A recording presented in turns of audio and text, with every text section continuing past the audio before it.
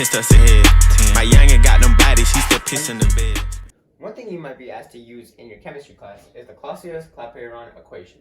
What this equation does is it helps you find the temperature or pressure at some point given the temperature and pressure at another point. And the equation looks like this. Although it looks a little bit complicated, we can break it down. First, you are given the natural log of the ratio of two pressures. So you'll be given one or two pressures in the point, and you can plug these values in. And that is equivalent to the negative ratio of the heat of vaporization over the constant R, which is 8.314. Next, you're going to multiply that by 1 over the temperature of the second point minus 1 over the temperature of the first point. Next, what we're going to do is use this formula to solve a problem.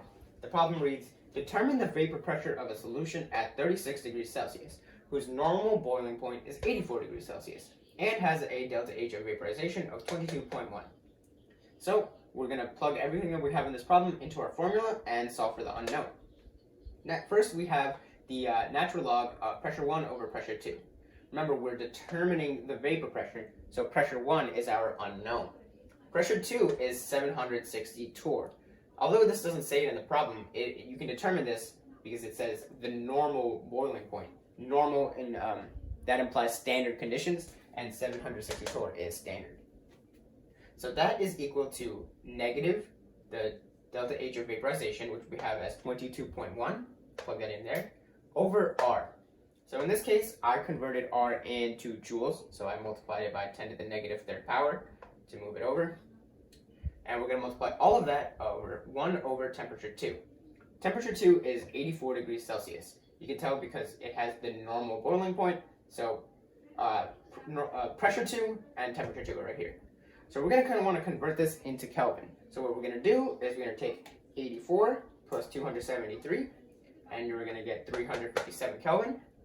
Subtract that by 1 over temperature 1. Temperature 1 is 36 degrees Celsius. Convert that into Kelvin, and you should get 309. Next, what we're going to do is we are going to multiply or solve for these two individually. So if you go on your calculator and do negative 22.1 divided by 8.314 times 10 to the negative third power, you will get negative 2,658.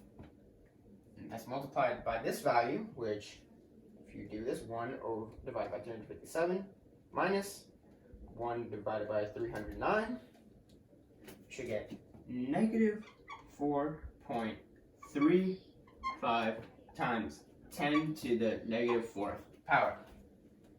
Next, we're just going to multiply these two. So that times that. And you should get that this is equal to 1.15. Next, I'm going to drop this. So natural log of our unknown pressure over 760. So we can actually get rid of our natural log symbol by raising it to the negative e. So these will cancel out, and you have to do the same thing on this side. So next, you're going to get that our unknown pressure over 760 torr is equal to, and if you plug this into your calculator, you should get that the right side of the equation is equal to 0.315.